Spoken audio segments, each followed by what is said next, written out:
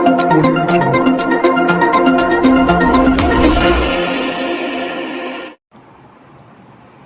શહેર cyber crime દ્વારા વિદ્યાર્થી અને શિક્ષકો માટે સાયબર ક્રાઇમ અવેરનેસ પ્રોગ્રામ કરવામાં આવ્યો।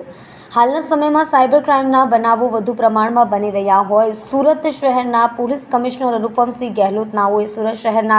લોકો અને વિદ્યાર્થીઓ સાયબર ક્રાઇમ બાબતે જાગૃતિ આવે તે માટે અવેરનેસ કાર્યક્રમ કરવા સૂચના અને માર્ગદર્શન આપ્યું હોય, જે અંતર્ગત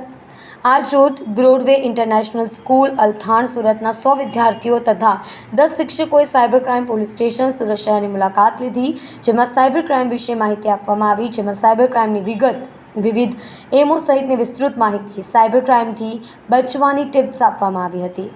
सदर कार्यक्रम में पुलिस स्टेशन की मुलाकात लीधी होय विद्यार्थी तथा शिक्षकों द्वारा पूछवामां आवेल प्रश्नों उत्तर आपवामां आव्या। साइबर क्राइम ने लगत